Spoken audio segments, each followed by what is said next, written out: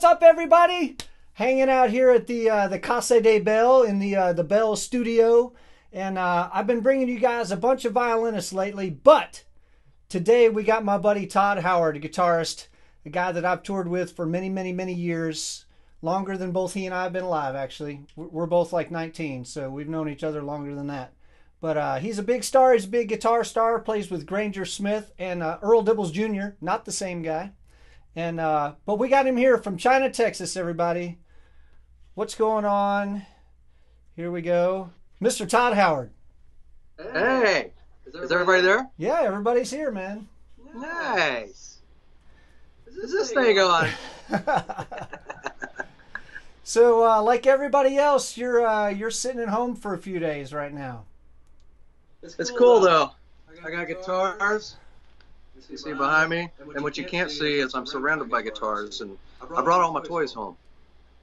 Good. I saw you were. And I have beer. I have guitars and beer. Cheers. Cheers. You I saw you were up in Austin the other day, maybe cleaning a bus.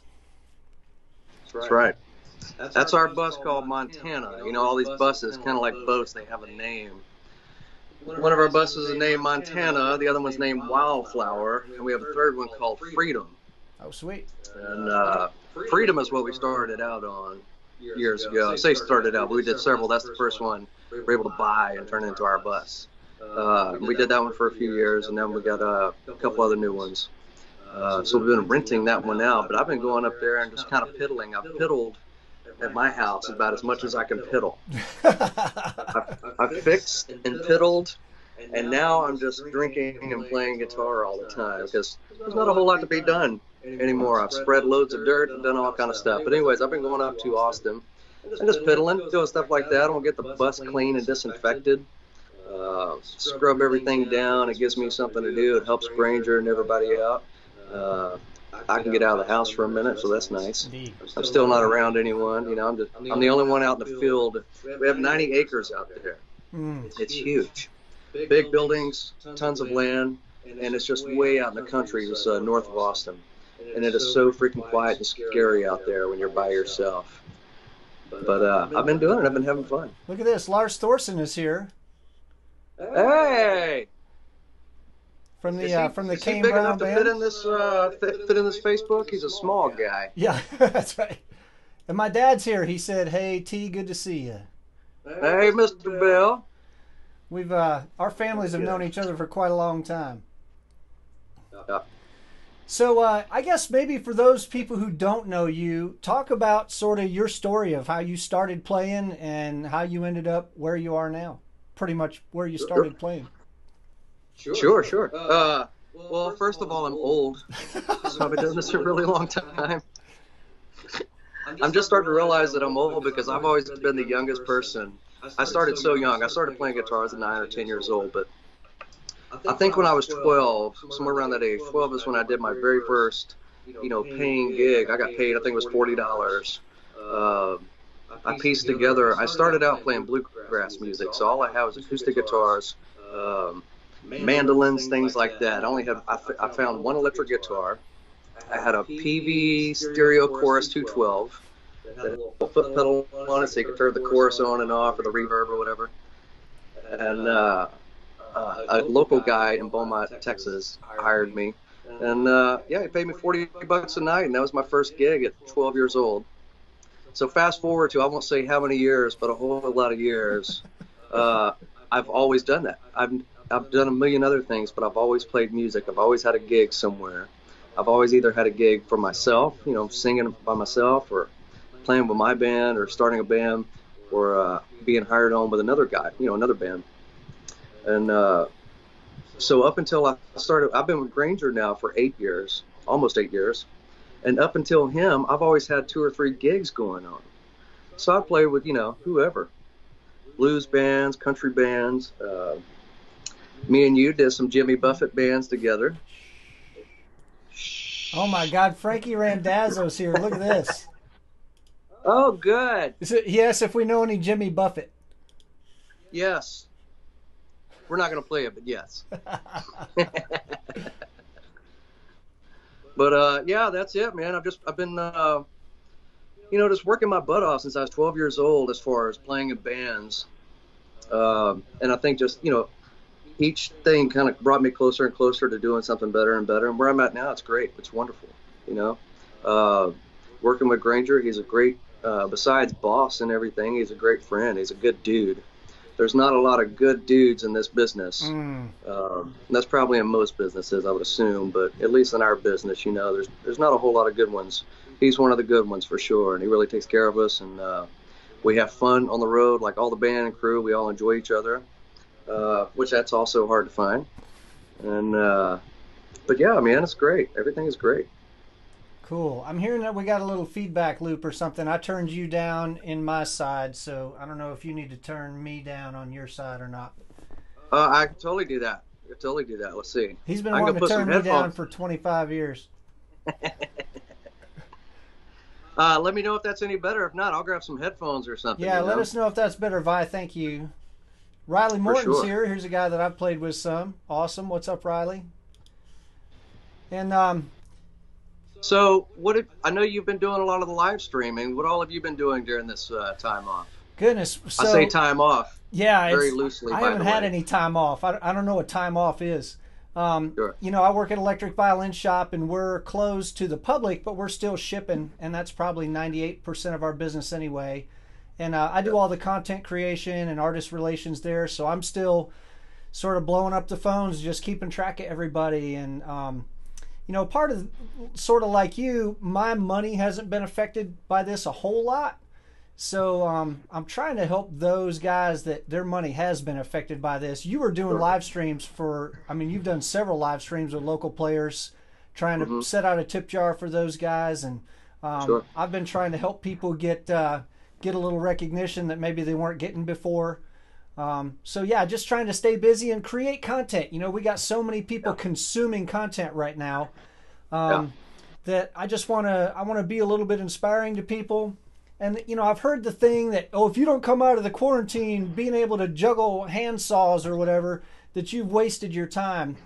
And that's assuming that this whole being separated from other people and not being able to make music with other people doesn't affect you in your mind and your soul. I was telling a friend of mine today in Canada that I feel like I've got this bipolar system of what's the English word? Spanish is ganas.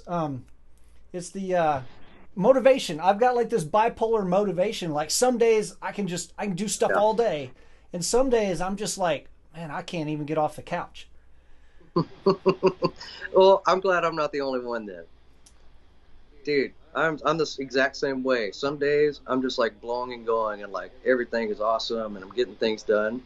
And there's some other days where it's like, I don't want to move today. I want to just sit here on the couch, and then I get depressed about that. Right. And then I'm like, okay, well now I just wasted several hours of sitting here, But dude, I think it's cool. You just got to juggle it. I don't know about you, but like, I never realized I'd miss everybody so much. I miss seeing everyone. Yeah. I've enjoyed the break, but I enjoy seeing people and I enjoy being around people, and I just can't wait to. We get back to the point where we can go to the restaurant, we can go to the bar, just little social gatherings. We can go to Frankie Randazzo's place, or one of his 10 places. Yeah. Well, maybe we can get Frankie to come hire us to come play out in the parking lot or something. Ooh, now we're thinking. As people are picking up their drive-through, I'll just be sitting in the bed of my truck playing for tips. Oh, my wife is here. There's no problem with me drawing a crowd, so I don't have to worry about drawing a crowd at all. Apparently, my wife says she has a well-known love for Todd Howard. Probably more than she likes me. And I have a well-known love for your wife. She's a sweet, sweet lady. Which, by the way, Mrs. Bell, I loved your info the other day on all the, a wise person's advice, whatever, on what's going on right now. That was really cool, very informative. So thank you. I married a smart one. I've been passing all that kind of stuff along because, I don't know anything about it, and nobody does. And, you get on Facebook or something, and all of a sudden, the plumber down the road is now a certified doctor. And, the guy who brings, loads of dirt knows all about, which mass to use and which verses get to it. I'm like, I think I'm going to go listen to a doctor tell me. But that's cool. You got your ideas. That's cool. So I saw a discussion the other day on Facebook, and I wanted to get your opinion on this. I'm pretty sure I know what it is.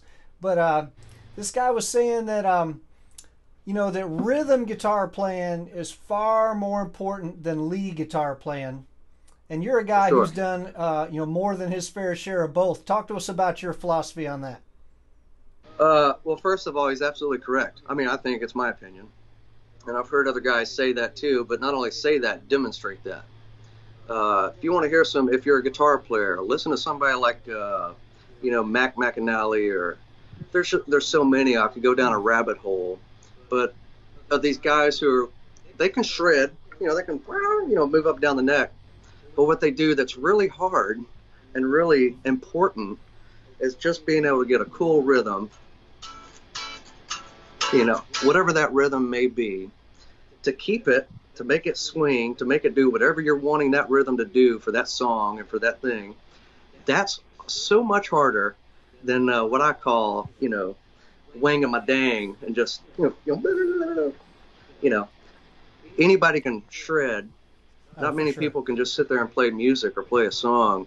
And that's what I try to practice on these days. It's not so much shredding or getting fast. I'm trying to think about rhythm things, which rhythm for me is hard. Rhythm does not come naturally to me. I really have to work on it. Some guys, they're freaking naturals at it. They just pick up rhythm stuff so quick. For me, I really have to work on it. But that's cool because that gives me a purpose and a goal and a drive, a direction to practice in, So I listen to the guys that are doing that rhythm stuff. Or if you talk to studio guys, everybody thinks these studio guys are just sitting in there shredding all day, when the reality is they're probably doing this.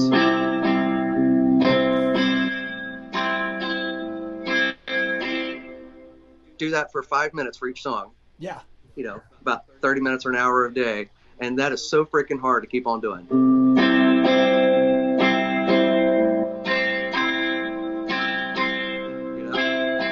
It sounds so stupid and so simple, but I challenge any guitar player, especially all you Instagram, YouTuber, Facebook guys that they're shredding, just play chords for 3 minutes in a row. 3 minutes in a row, 3 or 4 minutes, nothing but chords. Make it have a purpose, make it have a direction, and see if you can keep that up. And it's really, really hard. That's a money lick right there. That's where you get paid the big bucks. That's right. Let's see, Darcy Williamson says hi, Todd. Hello, hello, hello. Jamie Deal says hi. Awesome. Lots of old friends. Yes. Yeah, so talk about, we've got a mutual friend named Tony Natalizio who's now living up in Detroit. And when he moved to Houston a few years ago, he hollered at you and said, you sort of grabbed this guy Granger Smith as he was heading up through, we won't say the minor leagues, but he was coming up through the Texas music scene. Well, and how do you find those guys? How do you find a guy who's on his way up? And I remember you telling him, like, I can't tell you who is going to make it, but I can tell you who's not. Yeah. It's really painfully obvious to figure out who's not, because that was right. You do not know who's going to make it. If anybody could tell me that, if anybody could tell me what a great song is or who's going to make it, please come let me know and let a few of my friends know, because you just don't know.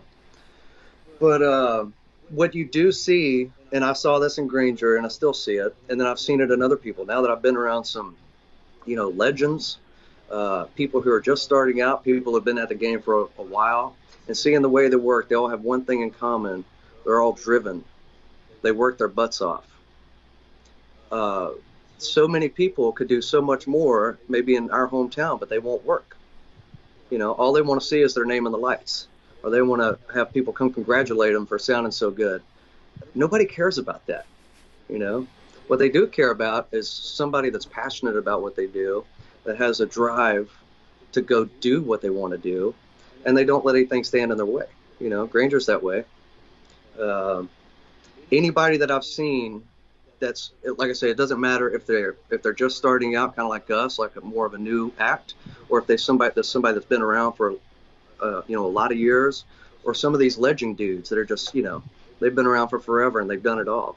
They all have that same one thing in common, is drive, drive, drive, and you're always working towards the next thing. You know, you're never looking backwards going, oh man, I just put 500 people in that room, isn't that great? You know, nobody cares about that. You're already thinking about the 1,000-seat room that's coming up next, the 2,000-seat coming up next, the arena coming up next, you know, all that kind of stuff. That's what we did, you know, with Granger, and we were all in that same mindset too, of you know, we just got to get bigger and bigger until we get to what we called stadium status. That was a big word that we used for a long time, is especially we're having one of those really cruddy gigs, maybe at an old restaurant or, you know, something like that. We're like, it's cool, stadium status, stadium status. Keep working, keep plugging, do whatever we got to do. And lo and behold, we actually made it to stadiums and arenas. So I guess it worked. Yeah, you talk about hard work. Get a little more into what does that mean? I mean, it's not just, you know, I'm going to practice more or I'm going to write more. You know, what is the hard work you're talking about? Well, for starters, it's got to start with you. You know, you've got to have that drive. Nobody else is going to do this for you. Nobody's going to make you a better singer, or guitar player, or fiddle player. Nobody's going to make you write better songs. Nobody's going to record you in a way that just makes you wonderful. Nobody's going to, you know, do all this stuff. You have to have that drive to do kind of like what you're doing over here. You got social media going on. You got streaming. You got your practicing your instrument. And when we can get out and work, you get out and work, you know. I know for the longest time, we never turned down a gig. We'd be exhausted. There was a 2-year stretch of time where I didn't go home for more than 40 days throughout an entire year. So there's 360 something days in a year. I was home for 40 of those because I'm out there working.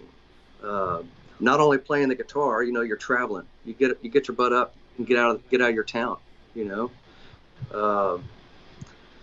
You find like-minded people that are like you, that have a drive like you, and you're all going in the same direction.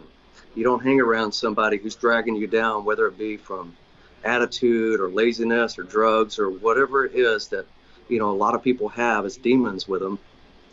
The hard workers will always find a way to make something work, you know, always find a way. And then the proof's in the pudding, because you don't see the guys who are lazy. You hear them, they talk a lot, but you don't see them. What you do see is the guys who are kicking butt.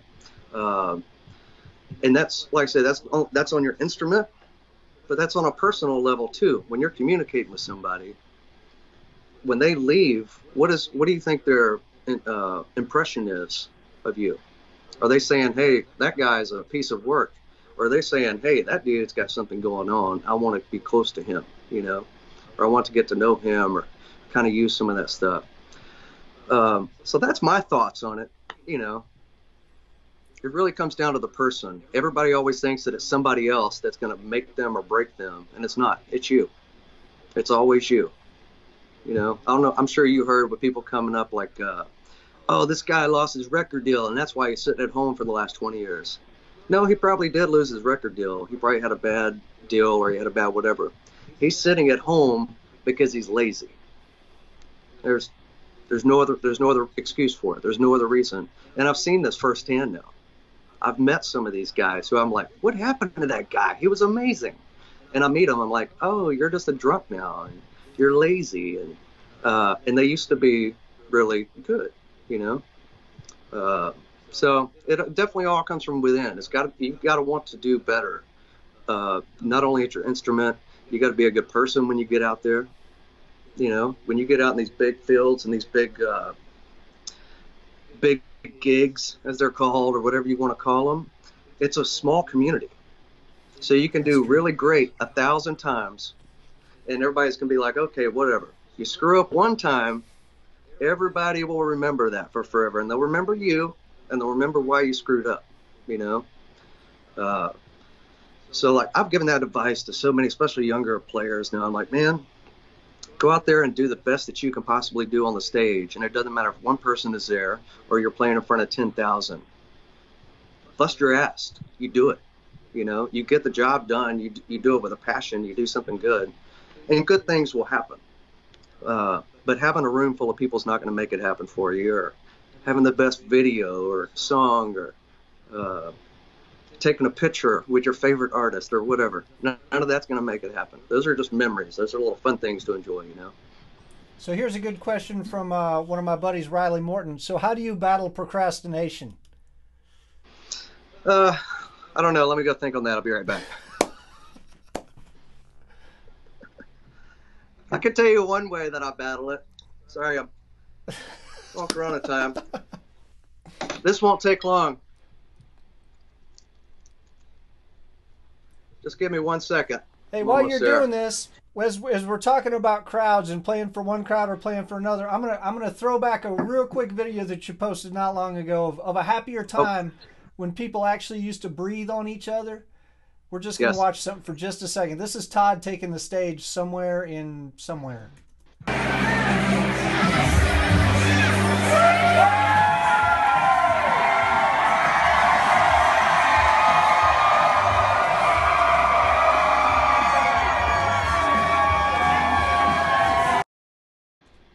But that's I don't think you could see that on your end, but that was you posted like a selfie video of you walking out on stage, and it looked like a relatively small theater for what you guys usually play, but people were going bananas, and man, I miss that.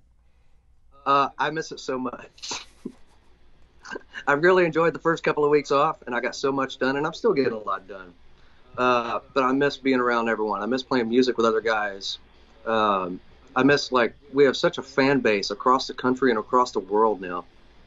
And it's so cool for some little dude like me from China, Texas, to go to New York or go to Washington or go to pick a state. You know, we've been to Hawaii and Australia, and they know everybody. They've got their own T-shirts. If they can't buy them here in the States, they make their own T-shirts. You get to talk to them online on Instagram and Twitter and, you know, Facebook, stuff like that. But I miss it, man. I think I miss playing with everyone the most. So what I've been doing is jamming with everybody's videos on, like, Facebook Live, kind of like what we're doing every time there's somebody jamming or playing. Yeah. I've been getting my guitar, my banjo, or whatever I got laying around, and I'm sitting there jamming along with them. I'm like, well, at least I'm getting to play with somebody now, you know? Right. It's cool. But then I get all depressed, kind of like earlier, just after it's over, I'm like, I just played music with somebody over the phone, and they don't even know it. Speaking of legends, we got David Varnado here. What's up, David? There's a guy who's been around, played with a couple of acts in his lifetime. That's right. Fellow fiddle player. Yeah. Yep, absolutely. We've talked about getting him on the Rockstar Violinist podcast. We got to make that happen. Yeah. Well, you have to change the name to Country Star Violin Podcast. Well, we had Lars on there. But Lars is so freaking large, he can do whatever he wants. Have you seen how big this guy is? Indeed. There's not a lot of guys that make me feel real little. What a freaking sweetheart, too. Did you hear him sing the other day? I've known him for a while. I'd never heard him sing. And I saw Lars posted a video the other day of him singing. I was like, what is this? He sings like an angel, too. I always knew he played good. I didn't know he sang great all. And he's so pretty. So, well, I wasn't going to go that far, really. And this is Lars still we're talking about. So, yeah, I mean, you've done some tours with Kane Brown. You got to share the stage with Garth Brooks. Yep, twice. Who are... Loved it. Yeah, tell us, someone was asking earlier, like, what is, let's see if I can find this comment before. What's your most memorable gig? Oh, geez. Can I have several? Yeah, of course. It's your chat. You can say whatever you want. Yeah. I mean, it's kind of like the question of who is my favorite guitar player. There's no way I can sit there and just tell you one, because for whatever reason, one of them turned me on in this way. Same deal with a gig. You know, I got something out of a gig. It could have been, you know, like I've had gigs where I was by myself playing acoustic guitar in a little bar or restaurant with hardly anybody paying attention, have one of the greatest nights of my life. I've opened for Garth Brooks in front of 44,000 people. And there's nothing like looking at 44,000 people all surrounding you, because the way he sets up the stage is everybody sees you all the way around. It's a 360 deal. There's no hiding from 44,000 people. But, you know, the same thing that I got from that is also what I've gotten, like I say, from by myself playing my guitar, maybe at a bar, and I had a really good night for whatever reason. Maybe people were really into it. Maybe I was playing great. Maybe I felt good. Whatever it was, you know. And real quick before I forget, speaking of Garth, that's one I was talking about earlier for being a hard worker. If you ever want to find out how to not only make it in any business, not just the music business, and then keep that, go follow him around for about a month. If you can keep up. Yeah, say if you got the that energy. Dude is 100 miles an hour, has not slowed down, and he's got the frame of mind. He's got, you know, that drive. That's why he's still on top. You know, just amazing to be around an energy like him. You know, it's very infectious. Very infectious. Yeah, I've had a chance to chat with his phone player a couple times. When you brought up Garth, I was like, what a beast. Oh yeah, insane. So who else? You see, you've toured with, you've done some stuff with Garth. You guys did a bit on the Luke Bryant farm tour. We've done, I think, 2 of the farm tours with Luke, and then a couple of the stadium tours. Yeah. Yeah, tell people what his farm tour is. You were telling me about the logistics on that. That's crazy. Dude, absolutely insane. So if you don't know what Luke's farm tour is, they literally go out to these farms, especially around the Midwest, you know, because there's a lot of flatter land and things like that. They go out there and they set up everything from fences to bathrooms to stage to PA to lighting to food things, food vendors and porta potties and all that kind of stuff. It's an entire circus with, God, I counted it one time and I can't remember, but the semis were 20 or 30 semi trucks full of gear. And I think there was at least 30 or 40 buses in all. They set everything up. They make all this money from people buying a ticket to that show.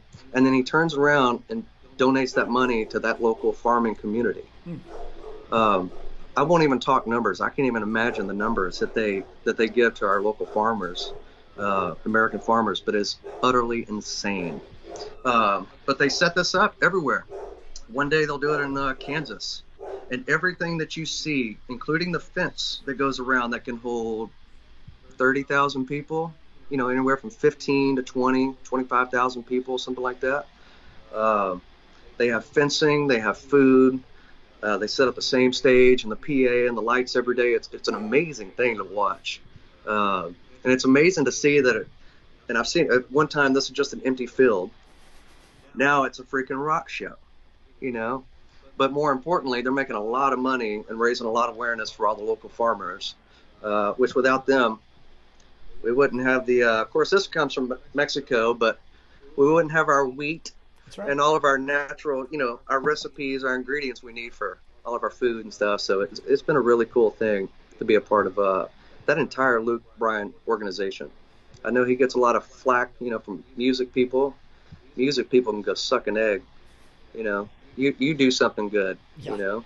You go give away, you know, probably $1 million to somebody, a local farmer, or do something like that, and then I'll listen to you. But until then, Luke Bryan's doing all right. Yeah, he's a good dude. And he just brought us down to Mexico. Was that in January? And that was awesome. So they're a good bunch, man. And all of his band crew, some of the freaking hardest workers in this business. And it doesn't matter if you run lights. It doesn't matter if you play on stage.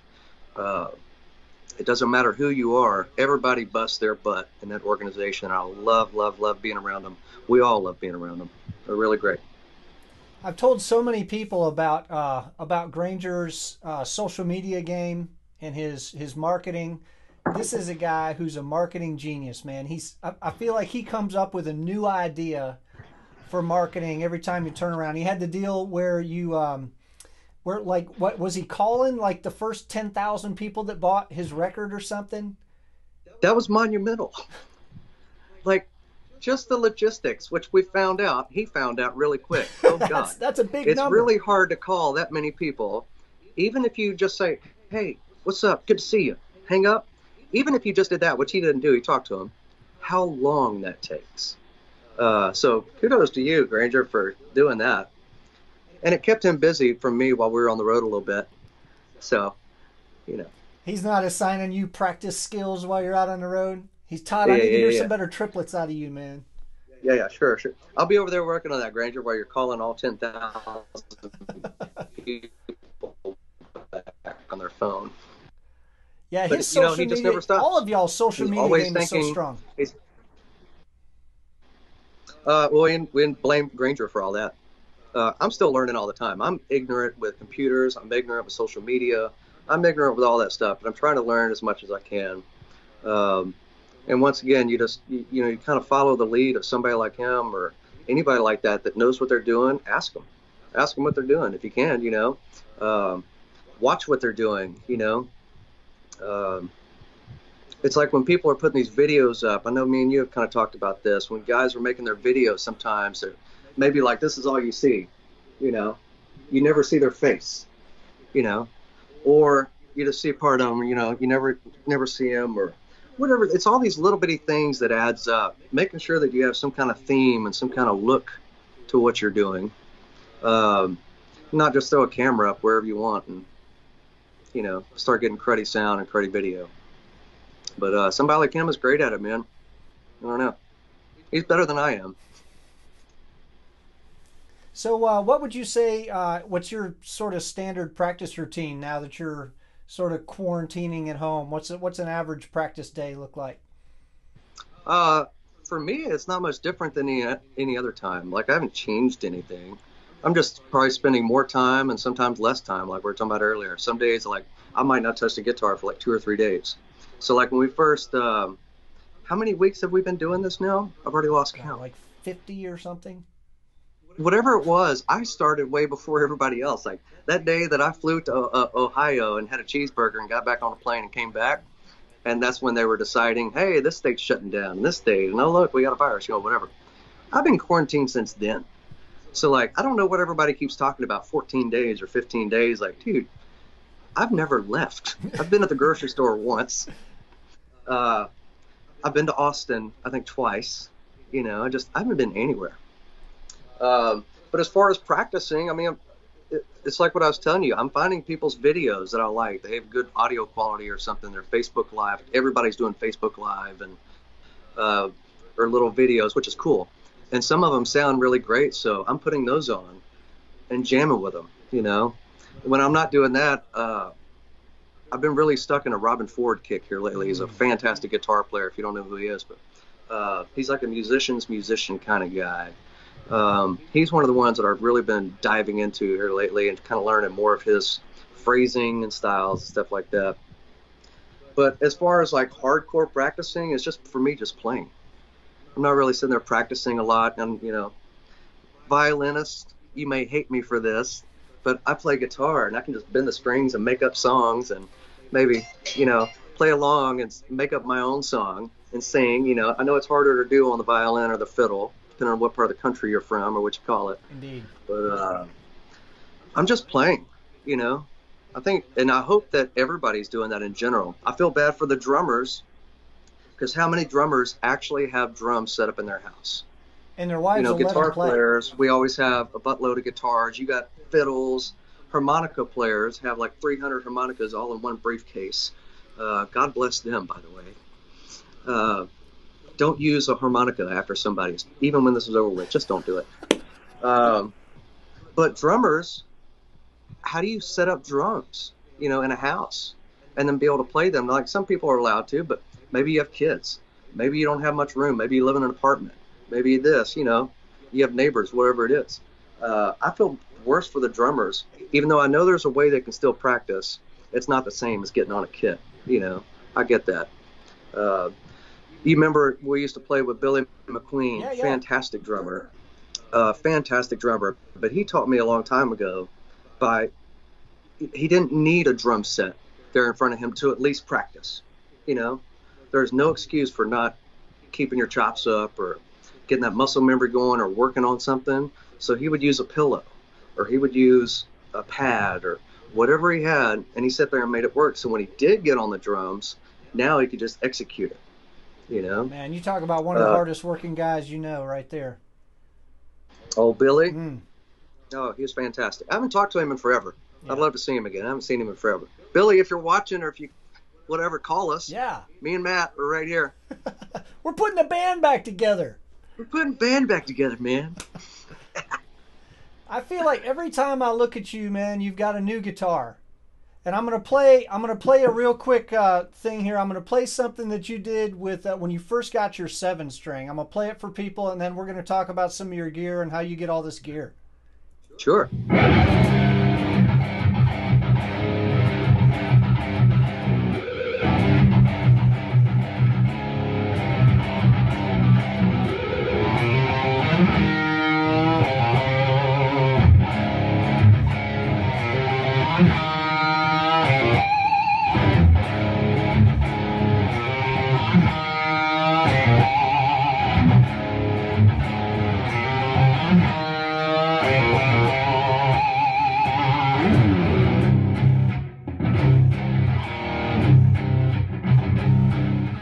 So yeah, that was a video where you just got your 7-string. You're sitting there, you've got this rack of matchless and Fender amps and all this stuff behind you.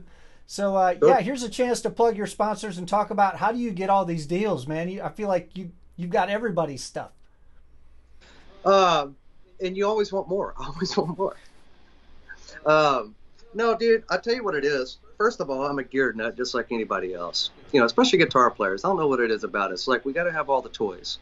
So if you see somebody with a cool pedal, it doesn't matter if you know them or not. You're like, I got to have that, you know. So for me, and it is still like that. I'll see somebody with a pedal, and I'm a huge Instagram nut and YouTube nut of watching everybody showing what they're playing, what they're getting out of it, and then me deciding, is that something I need? Is that something I want? Or maybe I have questions about it. Did they just answer them for me, you know, either by the sound or describing it or things like that. So I'm always acquiring gear, always have. I'm always acquiring stuff. Now, in the last several years, I've been lucky enough to hook up with people like Fender or Michael Tuttle. Michael Tuttle makes these guitars, and they're fantabulous. Ibanez. And so they give me great guitars, you know, at great prices. Sometimes free, but most of the time just at a really, really great price. Same deal with pedals. I bought so many pedals, and I've had some of these companies like ZVEX or Keeley Electronics, Real McCoy, people like that. You know, they've given me stuff here and there. It's cool for them because I get to bring their tools that they make, their product that they make, out into an arena with 20,000 people, or it's not even those people buying it, but maybe the guys on the stage. You know, they're saying, "Oh, what is that pedal? I need that pedal." You know, what is that guitar? I want to check out that guy now. So I really think it's for both of us. It's them helping me with tools that I need to go perform, record, do whatever I'm doing, and then they get their name out there, you know, for free. I can post socials talking about what I like about a guitar, what I like about this pedal, what I used it on. Is it worthy? Is it like road worthy? That kind of thing. But as far as getting them, all those people want to see one thing, that you're doing just what I'm talking about. You're out there playing, you're out there working, you're out there busting your butt. There's a million better guitar players than me that deserve more guitars and pedals than me, or speakers and amplifiers and whatever. But they're just going to sit at their house. You know, they don't get out and do anything with it. They don't show it to other players maybe and say, "Hey, what you think of that? Pretty cool, right?" And then that guy goes and buys one, you know. My Fender thing, I don't know if you can see them. Can you see them? Well, I'm backwards here, but those two Fenders right there, these two green ones. In fact, I'll grab the one because the Merle guitar is one of my favorites. Let me grab that real quick and I'll show you. Yeah, Todd's been playing that Merle guitar since I met him when he was like 6 years old or something. Yeah, 6 years old. Merle Haggard. Didn't you get stuck in a rainstorm with that guitar on stage somewhere?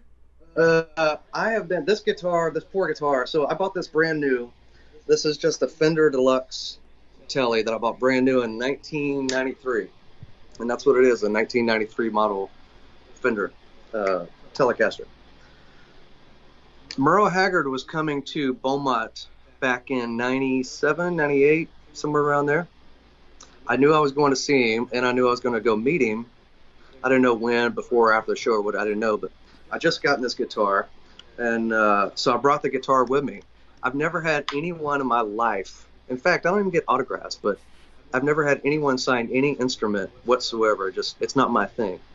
I don't even care about getting autographs. My parents get mad at me all the time because I'll be hanging around somebody really, famous or whatever, and they're like, "Why didn't you get an autograph? Why didn't you take a picture?" It's just I'm weird. like, because it's weird. Yeah, it is. I'm like, I'm sitting there, and it's weird for me too because I'm thinking, I'm sitting next to Joe Blow over here, who's a big deal, and we're talking about guitars, or we're talking about the weather, or we're talking about this. I'm like, how do I break up this conversation and ask for an autograph and a picture for mom? So I don't. I just don't do it. But anyways, so I've had this guitar for forever. My number one. Everybody's got a number one, right? I played this thing, even though I've had, I don't know, 3 or 4 other guitars since I've had this one since '93. I've never had a whole lot of guitars, just a couple of working guitars that I could go out and do a gig with. A couple of them, like, I don't know if you can see up there, it might be too dark, but I've got a red Strat. Mm-hmm. It's not the easiest guitar to play, it's not the best sounding, but it's more sentimental. I've had it same deal for a long time. I really enjoy it. I got it working the other day just for Lyric, because I bought Lyric a red guitar for Christmas, so he's got a red one just like that. And so now we both have our red guitars, and when we're inside the house jamming, we can both have our red guitars. But so when I got this, let me get the other one so you can see them now, and this will make sense.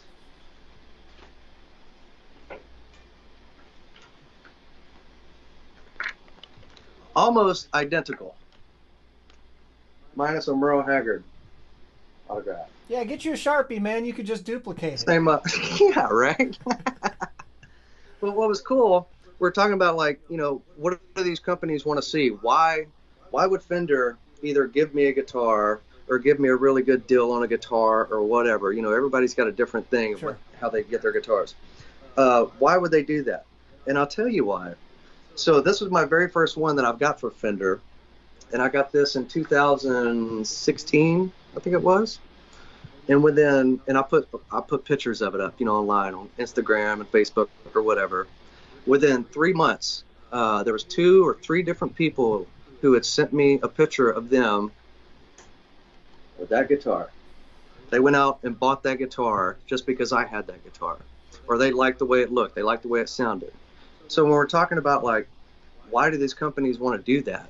That's why, and put yourself, and that's only a couple. Imagine somebody like a John Mayer or somebody like that who gets maybe like this PRS Fender thing that's been going back and forth. But you're talking about thousands and thousands of guitars that people are buying just because either John Mayer had it, or he designed it, or they really like the way it sounds, or it has nothing to do with John Mayer. They just like the product that came out, So if you're willing to show off your guitars and tell all your buddies about them, and you have a good little work schedule, you too could get, you can get guitar sponsorships or speakers, all the tools that we use. I refer to them as tools because that's what they are. I don't want something that's just going to hang on my wall and I can't use it. Everything I have, I can use. I can take to a gig. I can, like you're talking about, stand out in the rain. I don't want to stand out in the rain with my Merle Haggard #1 guitar anymore.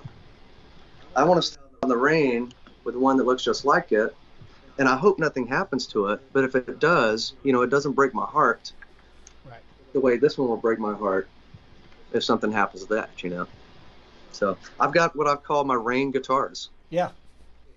And that's literally when we're doing those outside festivals. I used to get so mad when it would start raining, or sometimes like, oh no, my beautiful guitar, and it's going to ruin all this kind of stuff. Now, it's not that I don't care, but that doesn't affect me. I'm like, well, this guitar is wonderful, and it sounds great, it plays great, and if something does happen to it, I'm not sentimentally attached to it. I can go buy another one. It's a great product that anybody can grab off the shelf and be like, okay, well, now I can go do a gig, And so anyways, I love them. Besides that, I love having guitars. So I do have a lot of guitars. You gotta spend your money on something. Why would you not want a lot of guitars? That's right. So yeah, talk about the different rigs that you've got. You've got your full analog matchless Fender stereo rig. And you've got a Kemper. You still got your little fly rig too? I've got so many fly rigs. I went through a several-year period trying to find the perfect fly rig. So first of all, before I talk about the fly rig, yes, I still got my matchless amps, C30s. I got Fender. You can't see them over here, but I got Fender Bassman over here, Fender Deluxe back here, Marshalls. I got all that kind of stuff. I love that. And I got the Kemper and everything. But before I went to Kemper, I kept trying to find a perfect what's called a fly rig setup. So all that means whenever we say fly rig is like, I want to be able to sound like myself everywhere I go. That means the amp, the guitar, the little effects that you put through it, whether it's distortion or whatever it is. I want it to sound as best as possible every time, right? When you're doing a what they call a backline situation where a venue will give you an amplifier or give you some pedals or give you that kind of stuff to use for that show that night, it sounds great. The problem is it doesn't sound great. The gear doesn't sound great. Speakers are bad. The electronics are bad. Maybe they've rented out these amplifiers 300 times, never once done any kind of maintenance on them or things like that, right? So I started going down the rabbit hole of fly rig possibilities, and I found Keeley made the really cool pedal that, speaking to John Mayer, he helped design, but it's basically 3 pedals in one. It's got a compressor, a distortion, and then a higher distortion, like 2 different kinds of distortions. And then you can flip them. So the theory is, with that one box, you got 3 pedals or 3 effects in one little box that you can carry with you in your backpack or whatever, plug up into any amp and sound good. That's in theory. The Keeley pedal by itself sounds wonderful. Plugging into random backline amplifiers and gear that you get on the road somewhere does not sound wonderful. So I went through that. I tried the one of those long skinny ones like Richie Kotzen used. Yeah, the Tech 21. Tech 21, the fly rig. I think they call it the fly rig. Yeah. I've got a couple of those. I got the red one, the Richie one, and I've got the silver one. And once again, by themselves, they weren't that bad. But then I took them to the gig. I was like, well, this just doesn't feel the same. This doesn't work the same, you know. I got on the Kemper. Now my Kemper for touring is 100% of what I use. So fly dates for me don't change my life anymore. My guitar sounds the exact same, whether I'm playing in an arena, in a coffee shop, in another country, in a bar, in an outside venue. It doesn't matter. I use a Kemper amp, and it sounds the exact same way every single time. My favorite Fender amps and matchless amps do not. All my favorite pedals do not. It's all a power thing. Mm-hmm. These things are so, lenient on power. If you have bad power, you can really, really hear it. If you're getting too much power, you hear that, With a Kemper, everything's regulated. It stays just like that. So all that is awesome. My guitar now sounds the same on any fly date that we do, compared as just like a real show, just like a normal show. I still run speaker cabinets with it. I don't run it completely quiet unless I have to. I still run speaker cabinets and always put a microphone on there, blend the dry signal and that microphone signal together. It makes more of a guitar sound. Sure. But I don't know. Once I went to Kemper, I stopped messing with everything else. I stopped messing with all these little pedals, and I stopped messing with trying to get a rig together. Now I've got a double guitar bag where I can fit 2 electric guitars in a 1 mono bag. Carry these instruments wherever I need to go. I have my Kemper rig. Everything fits inside of a Pelican, little Pelican case. Yeah, you can check that. Carry that with me anywhere. I check it. I can do whatever I want with it. It's waterproof. You can stand on it. It ain't gonna hurt it. And the Kempers seem to be really tough too, like roadworthy tough. I know mine's taken a few spills in the box, but taking spills, dude, no problem at all. Still working great. So. Yeah, I think the digital revolution has changed everything. My buddy Riley here, he's got a Fractal AX8. I'm a Helix guy. You're a Kemper guy. It's all, it's Ford and Chevy. Sure. Sort of same conversation, but I think digital has really changed everything. Well, it's for sure. It's done a couple things. It's saving our back, first of all. And if you've never carried a twin up a flight of stairs, a twin reverb amp up a flight of stairs, or a Marshall 412 or a whatever into the back of a pickup truck or whatever, and try to set it up on a stage, it hurts. You can get that same sound at the same tone now with these little bitty Kempers or the Axe effects or whatever, you know.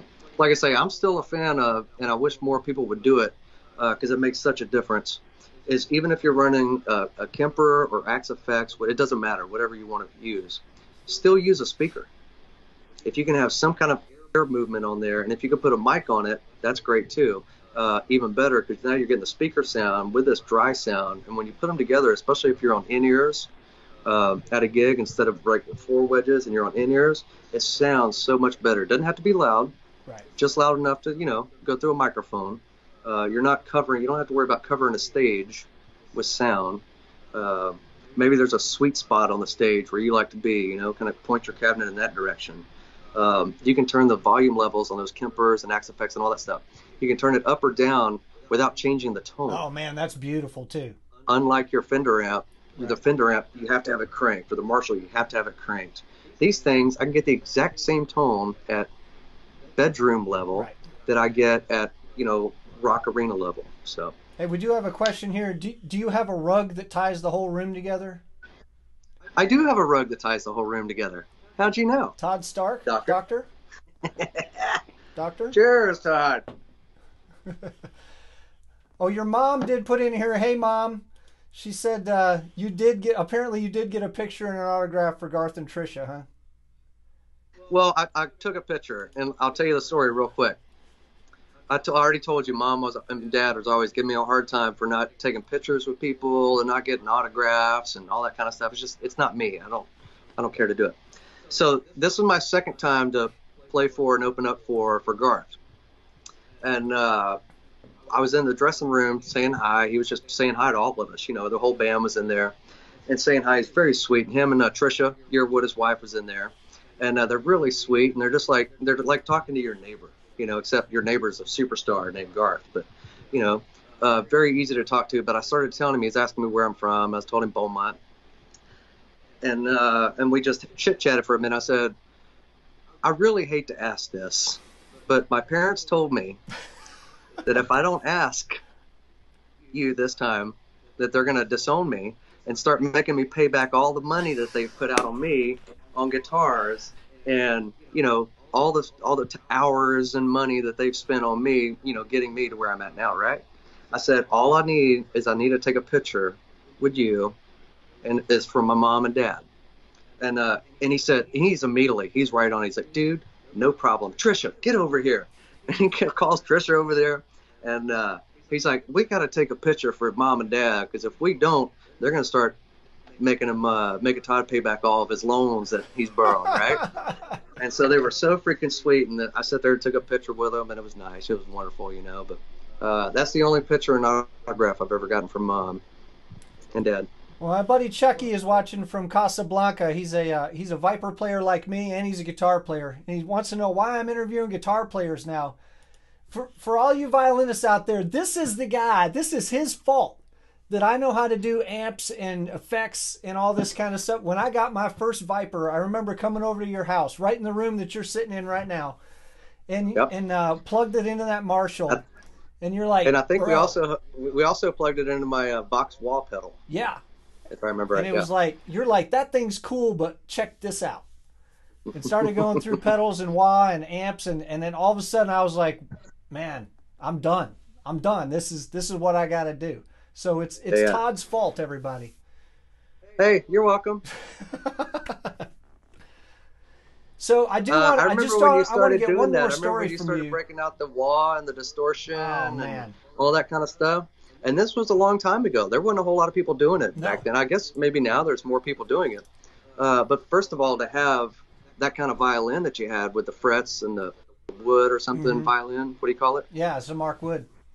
Yeah, to have the frets on it and all that kind of stuff, and then be able to plug it into, you can't see over here, but pedals and wahs and all that kind of stuff. It's like, that's where it's at. Yeah, that changed everything for me. Now you sound interesting, you know? I do want to get one story for you before we go. I've sort of talked to people when they talk about well, you know, you want to learn to play an instrument, but you want to have a fallback career, right? You know, you don't want to put all your eggs in that basket. This guy right here is one who went all in. He put all the chips on guitar, and he spun the wheel, and it started like in high school, right? I mean, this is when you sort of decided, I'm either going to make it or not, right here. Well, even for me, even before that, what I say is there is no plan B. There is no plan B. When you have a plan B, you're never going to do it.